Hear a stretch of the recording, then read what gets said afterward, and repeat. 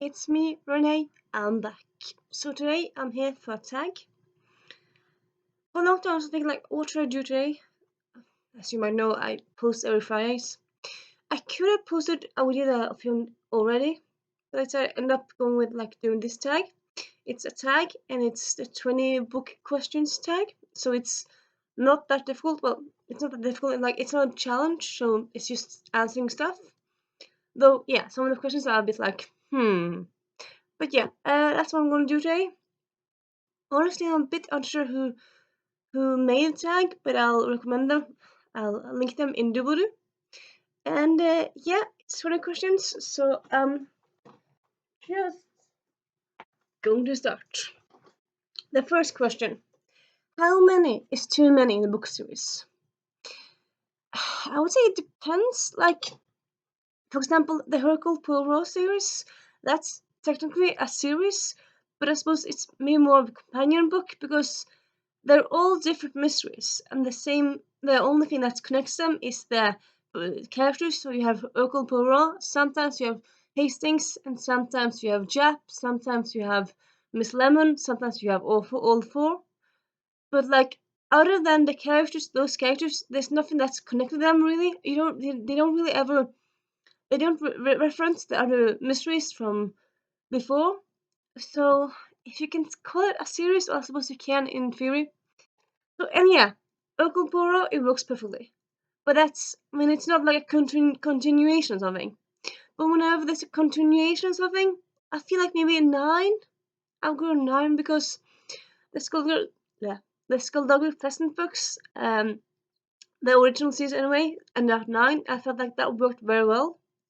But what Dirk Landy, author of that one, he wrote like, as I said, he had a 9-book series, but he had like, it was in a way series within a series. So the first 3 books were kind of like one closed chapter, and the next 3 books were one closed chapter, and then the next 3 books were one closed chapter. So there were plot lines in each books, but they also went over into the next book. So like 3 plot lines, 3 books had like similar storylines, but they also had like an overarching theme over all 9 books. And I would say that worked very well. But I would say like if you go above 9 books, it gets kind of iffy. Like I suppose it depends. Yes, that depends. Like you can also have like, so that's one side of the aspect, and then you have other side of the aspect, which is like Urkel Burrow. And then you have in the middle, you have the Stephanie Plum books. They're now up to book, I think it's book 28 that's coming out this year. 27, 28, something like that. And yeah, as I said, it's 28 books. And I would say they're kind of, in a way in the middle. I mean, they have the same characters and it's a mystery-based series, but stuff does happen. So like in the beginning of the series, spoiler, but it's an old series. In the beginning of the series, Stephanie's sister is married with a happy married life, and then like in book 10 or 11, I think, her sister gets divorced because her husband has been cheating. And then like in the next book she ends up marrying someone else. So like some stuff does happen. But like for most part, like at least for Stephanie, a lot of the things that's changing is very, very slowly. Like she ends up choosing Morelli over Ranger, but she doesn't end up marrying him, so it's very, very slowly. Like these personal elements are very slowly moving. So I suppose, so yeah, it's a continuation, but it's not like you need to read all the books, and it's not like very strict in that way. And I also like the Stephanie Plum series. I got a bit of fun relationship with that. Yeah, I got a bit of fun story with that one. I'll say, like, I started when I was 15, so I suppose too early because I was an adult. But yeah, I really enjoyed them. Uh, them then. Now I'm like, I know the Stephanie Plum series still exists. It's still an ongoing series. It's still been published. But I don't really think I've read any of the newest book. Don't really think I have read any books since like book 24, maybe 23.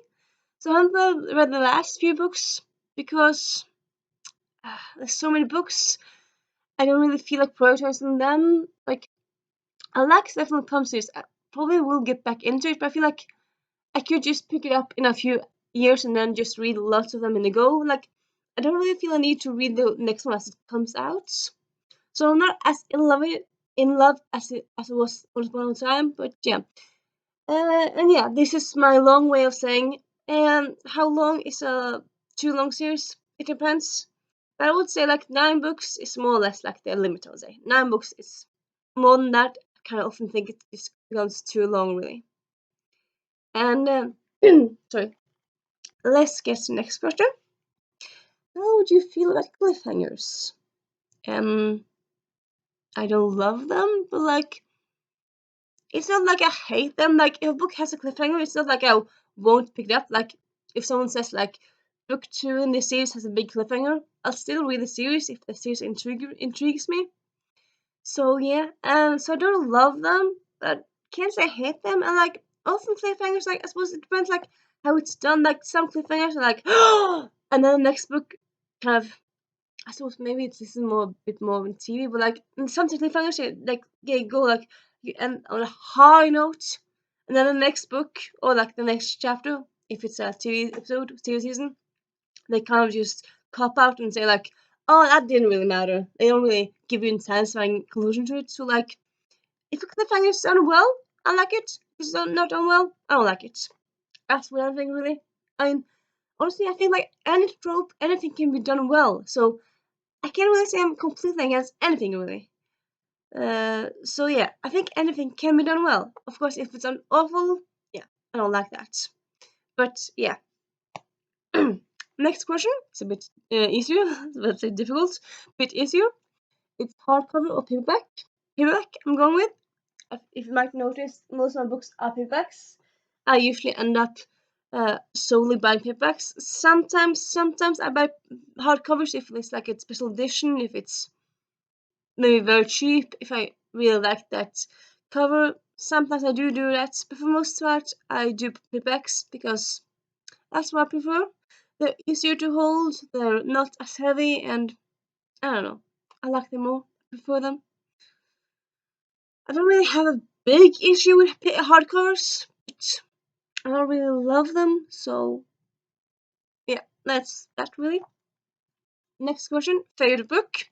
Yeah, choosing a book, very difficult. I'll probably link I did a video a few months ago on my favorite standalones, and I'll link that one because all those, of course, are my favorite books. But I kind of wanted to say something during this video, like, to this question. So I'm going to answer it, and I'm going to cheat. Not cheat, but okay. So my favorite nonfiction, yeah. I started reading much more nonfiction lately, and my favorite nonfiction is Pride by Tim Tate. I read it in August. Highly enjoyed it. It made me cry of joy, cry of sadness. It made me uh, think and ponder of the world and how strange it is and how solidarity and how good it is. And yeah, it gives you all the feels. And it's written very, it's written very nice, very accessible. So it's not like it's. I think often, at least, what I used to think that was that nonfiction often is it's more difficult to read because often denser and heavier. I suppose a lot of them are, not all of them, and this one is definitely not. It's not as long as you see, and it's written like it's just like small paragraph of like it's kind of like written in a interview form in a way, so it's like very easy to get through and read, and you can read a chapter, put it down, read a chapter, put it down. It's just very you don't really have to read it in one go. And also there's some fun pictures here, so that's really cool. And yeah, highly recommend this one. And then I'm going to say She Went All the Way by Meg Cabot.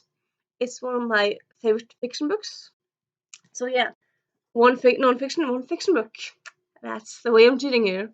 But yeah, this book is very good. It's not long. It's a bit predictable in some ways, but it's still like it's a very good book if you need something predictable and sweet and comfortable and fun, which this one really is. It's not enemies. Also, I mean, it's like it's a romance. It's a romance as well as suspense book. It's romance suspense. I would say this book maybe has like the trope is uh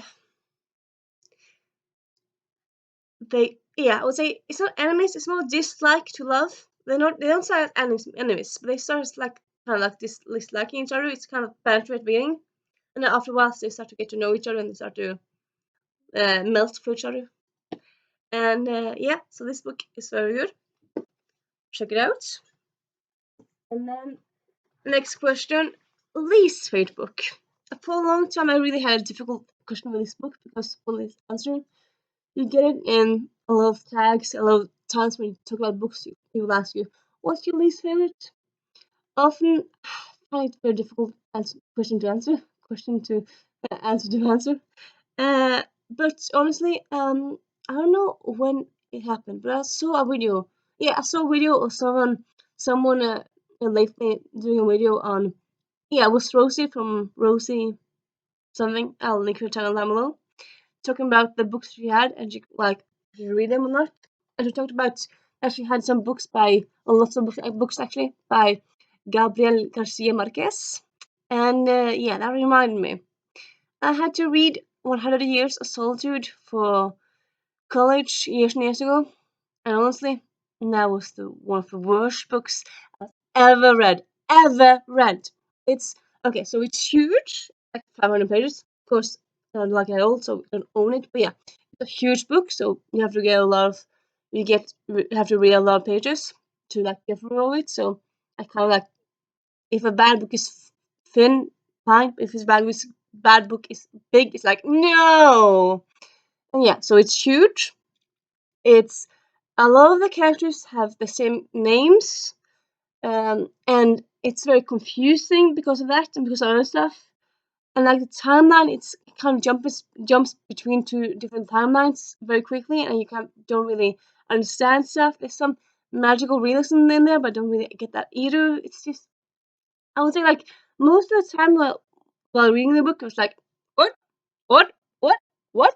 I don't understand. I was just so confused. That's because some books make you confused, but you also like the parts where you're not confused. When you're not confused, the parts where I wasn't confused, I was just bored. I was bored out of my mind, out of my freaking mind. So yeah, that book definitely left a mark in my reading experience, and yeah, that's not a book I think about fondly at all, at all. Yep, yep. So that's what I would say. Do not check out. Don't, don't. Just listen to me. Take my advice. Don't read it. Please. Please don't. Though, of course, yeah, people read different stuff, so you might like it, but in my opinion, it's not that good. And then next question is love triangles, yay or nay? I would say, as I said like earlier, with like cliffhangers and stuff, like love triangles, I think if it's done well, it's perfect. If it's done badly, but like, I think like most a lot of my favorite books actually have love triangles in them. So I suppose that kind of shows that I don't mind them that much.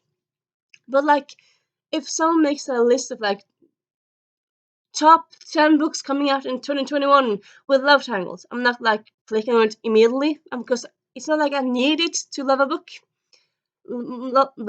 Lots of the books that I love also don't include them. So yeah, I don't need it, but if it's done well, I like it. Like for example, I would say Vampire Academy with Rose and Adrian and Dimitri. I think that love triangle is done very well, and yeah, that's not bad at all really. And then also you have yeah, I would say there's other good love triangles out there. Yeah, like William Herondale and Tessa and what's the other Gem. That's a good love triangle. I think most people think that's true, but yeah. Other than that, yeah, and then love triangle in um the Clockwork Scarab with Dylan and Pick. I think his name is Pickpot. And what's her name again? Her name is, what is her name? Yeah, Mina Holmes. Mina and Dylan and the other one.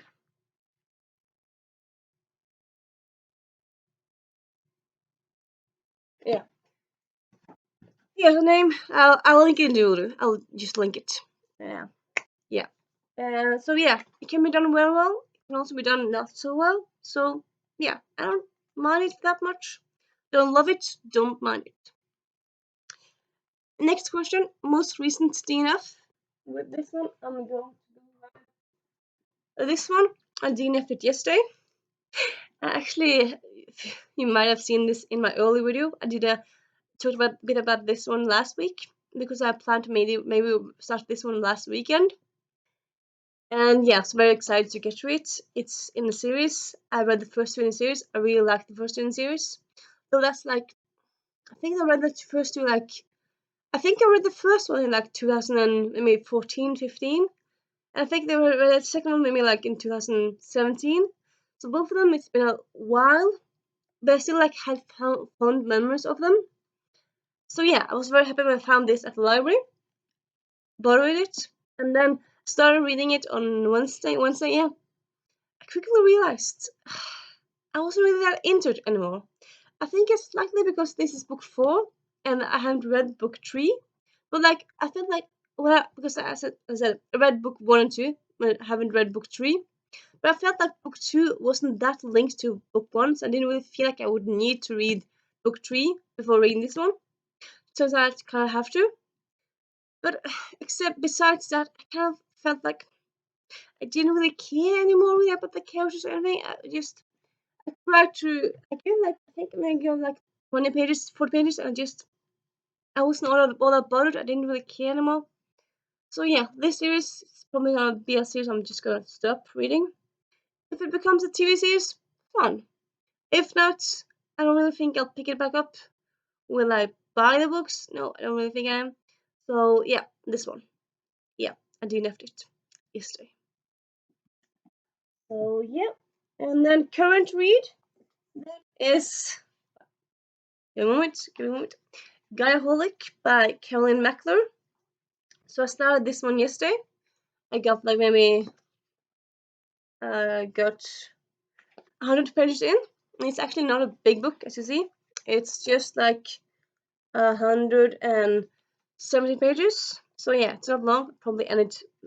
I'll probably finish it today. I'll probably end the book today. Sounds weird. I'll probably finish the book today. And yeah, it's a reread for me. I read it for the first time years and years ago. And yeah, it's a contemporary YA story based around Summer and V, that's her name, V Valentine. Well, that's her nickname, V. And the summer after her high school, she ends up going on like a road trip. So it's her experience of that road trip, really. And yeah, I've been reading. I'm rereading this slightly because I want to reread it, but also because it fits with one of the readathons I'm doing this, let's say summer, this month, which is the Bad Bitches. I would say, oh shit, well, Bad Bitches. Does it work for anyone else?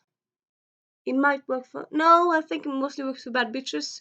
But yeah, it's a book about a girl who loves sex and she has a high self-esteem. So, that's a self-confident bad bitch, sexual bad bitch.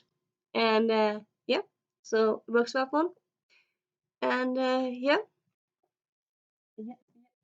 sometimes you just. Let me see next. Last book you recommended. I think that's a bit difficult, really, because I can't really remember for sure. Like, I recommend things pretty often-ish on Goodreads, but which a book I did recommend lastly, I'm not quite sure. It could be Invisibility by Andrew Kramer. I do that often. It could be. I'm not quite sure. This one I'm just gonna say pass because I'm not quite sure. And it doesn't matter that much if I just pass on one question. No, it doesn't really. And yeah, oldest book you read. Here I would actually say, yeah. Well, Yeah, honestly, I was about to say A Midnight Summer Dreams because A Midnight Summer Dream by William Shakespeare, because that's pretty old and I had to read it for college. Actually loved it. But honestly, when I started thinking, I felt like, no, it's actually something before that also. Because, yeah, I don't know if you noticed, you might not have, I have a bit of an accent. I'm actually Norwegian. Well, I'm Norwegian. So, yeah, in high school, we had to read some books written like in the Viking era, like there's the saga stories, Snorre sagas, and we read a book. I remember, I think maybe in penultimate year of high school. I'm not quite sure what year it was. We were penultimate year. It was Guttorm something's saga, and yeah, it was. It's not a big book. I think it may be like 200 pages or something, so it's not huge, but still, it was torture. Like every time a new character was introduced, and that's kind of like how the style is. But yeah, every time a new character was introduced, it was like, this is Per, son of Per Persson, son of Per Persson. So they kind of went through all the family history of every new character. So they just kind of like every page was just filled with all so many names, and a lot of the names were similar. So like the only thing that kind of changes is the fact that like this person will be called. He will be called maybe for the mighty, and another person would be called uh, Odin the Dumb. So like you have like nicknames. But other than that, there will like be 1,000 Thors, there will be 5,000 Sigurds, and there will be so many of the same names. And then yeah, and so besides that, just kind of like besides that was just a lot of violence, and it's just kind of very little dialogue. It's not like okay, so you got a person who's called Per, whose whole family tree you got like for 2 pages, and then there was like he went around to he started I think maybe he started like fighting with his neighbor because he was mad, he was mean, and then you had like a 2 pages of the neighbor's family tree, and then you have so like I would say like 90% of the story was like family free and like how much who was who in the family and stuff. And then maybe like yeah, 10% of the story was like I'm gonna kill you. Okay, you kill him. I'm gonna kill you because that's my brother. Like it was all this like eye for an eye thing. It was just no dialogue, and it was just so no. It's just insanely boring, and I don't see it appeal at all. Like I don't really mind like the Viking the Viking era, like the Viking times. Like if someone has a fun book that's written set in Viking times, that's fun. I might check that one out. But like the books that were written in that time, like not like sorry, if someone has a book written by a contemporary author about Viking era, fine, I'll check it out. But books written in that time were no, no, no, no, no, no, no, no, no, no, no, no, no, no, no, no, no, no, not for me, not for me. But yeah, as I said, that's the old right? Was like a long time ago. Yeah. Newest book you read? That will probably be only mostly devastated. It came out in this May by Sophie Gonzalez. It's a YA queer romance set during a school year, and it's a romance between one bisexual and one queer, and they're both guys. And yeah, it's a very good story. I definitely recommend it. And yeah, next question: favorite author. Uh, have I made a video on my favorite authors, or we just talk about them? I think I might. Maybe I haven't. But yeah, favorite authors. I think it's often like a lot of questions about books like difficult to say. I would say one of them is Gail Carrier. You probably noticed that for like how much I mentioned her books and herself like in videos lately, and yeah, just videos in general. But yeah, Meg Cabot, sorry, Gail Carrier. But also, yeah, Meg Habits. She's an old favorite, but I still really enjoy her. And then there's also Derek Landy. They were like, can it be a favorite author if you like one series but not the other series? I'm not sure, but like, yeah, I'll just say Derek Landy anyway. So those three. Rick Riordan, I really enjoy. Then there's also and Holly Bourne, Holly Smale, and yeah, the list goes on and on. But that's some of them really. And then next question is, do you buy or borrow books? Well, you might think like, well, you have so few books, and like few books, your sorry, your bookshelves are so stacked. Of course, you buy your books. Well, all of them. Yes and no. Yeah, I buy a lot of books. I do. Sorry.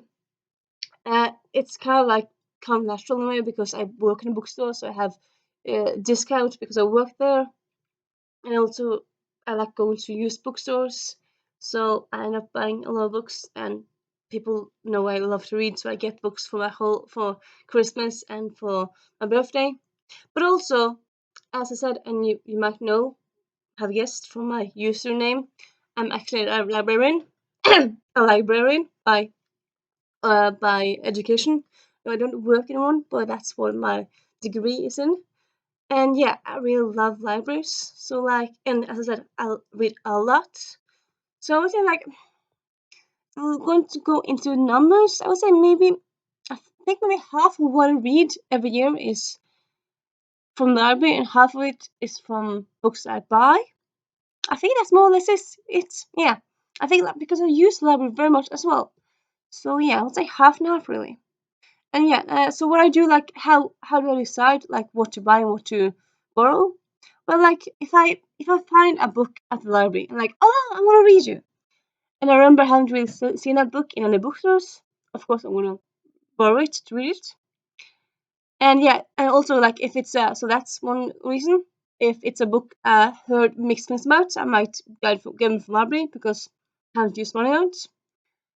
And yeah, if it's money that I haven't heard about anything at all, but just looks interesting, getting it from the library. So yeah, that's three reasons. And also like sometimes like yeah, if a bookstore is sold out, well, that's kind of what I said. I'll get it from the library. So yeah, that's some reasons for that.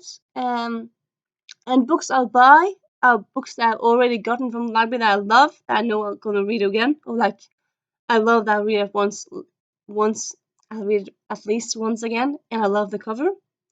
If it's a series that I love, like want to like complete a series, and like if the library has a long waiting list, I might just buy the book instead. And yeah, so that's some reasons really how I think really with it. Yeah. A book you dislike that everyone else loves. I suppose this is kind of like everyone else. Who is everyone else? I mean, I'm probably not going to be the only one who doesn't like some books. But yeah, just a few books I don't really like. It's really well, don't really like. Well, okay, yeah, just going to go with the one book I don't like because I think that's probably the easiest. Because there's some books that mediocre, like that I'm fine about that I don't love, other people love. But yeah, okay, a book I dislike, like correctly dislike, I would honestly say Hunger Games. Yeah, everyone and the mom seems to either love, like absolutely love the Hunger Games. Yeah, I didn't really like it. Like I read, I think I read the whole series. At least I read the first two books. Might have read the third book, not quite sure, but yeah. And yeah, I knew going into it like this was a book with like where the plot was like that. Like I knew, of course, like a new plot of the book, which is like they're gonna kill each other to like fight to survive. Like it's kill or be killed. But I still read it because of the hype. But like when people ask me like, what do you think about Hunger Games? I'm like, there's a lot of violence in it. And yeah, of course, there's violence in it. Of course, there's violence. I mean, you can't have a fight until the death with no violence. That's kind of impossible, really. So yeah, so that's that. Really, I just felt it was kind of too violent for me. And also in general, I don't really like dystopians in general. And yeah, I felt like it wasn't really that funny. I really need funny and humor in our books for me to like latch onto them. And Hunger Games doesn't really have that. And, like, it would be really bad taste to like have a book where people were fighting, teens were fighting to killing each other, and they would make jokes. That would just be awful. You didn't really don't really want that unless I'm on the same page. So yeah, but yeah, Hunger Games, not really for me, not my book. So like when it was announced that it's coming out like with spin-off, like a songbird of snakes and sorrow, stuff like that. And like when it came out and all that, I was just like, okay, it's coming, cool for you. I don't care. I suppose also like, yeah, I suppose slightly more also. I read also the Twilight series. Well, I read the first. I think I read the first three. I'm not sure if I ever finished the last book. Well, yeah, I think I finished the last book. I think I skimmed the last book. But yeah, I read those books because of all the hype. All the hype. I didn't really like it. I felt like it was fine. I uh, I didn't hate it. Did I dislike it? I think I was more like fine with it. I think what was like interesting. I didn't need to like. I never bought the book. I got them all from library, them back from library, and yeah, read them and returned them to the library. For some reason though, I remember like in 2008 when the first movie came out, I thought like, oh, the movie looks cool. So I did end up going to watch the movie, and I did like the first two movies, but I don't love the books. So yeah, there you have it. Um, so yeah, I'm actually one of the few people who never really had a Twilight phase. Seems like a lot of people. Seems like a lot of people they had like a phase when they were hard and just loved Twilight. I never was that much into it. But I mean, yeah, I can't really say I hate Twilight. I just kind of it exists. It's there. But so next, bookmarks or dogears? Yeah. So I have like bookmarks. You see, like usually bookmarks. I've been using them more and more like lately, like this last year, I'd say. But like before, yeah, I would easily dog a book. Don't really mind that much. Like, yeah, controversial, I know, but I don't really mind it. But I also I might use a cell phone as bookmark or like anything really. I don't really care if it's a bookmark or if it's something else really. I do, yeah, as I said, I've been using it more lately, but I might dog a book. It doesn't really matter to me that much. So both really. Yeah, I'm gonna say both. Then the next question is a book you always reread. And now, I suppose also like define always. What's always? Because if you always reread a book, does that mean you never read other books? Because like always seems like so strict a term. But I would though say that a book that I often reread is The Mediator by Meg Cabot. Hyping this one up again. It's becoming Netflix series. No, Netflix movie. So hyped. But yeah, I reread this more or less every year, maybe every 2 years. And yeah, it's definitely a book or a book series I go to if like I need something comforting, something I know I love, and no matter what. Like sometimes if I read a lot of books lately I don't really like at all, I'll probably go to one of my favorites, and one of them is this one.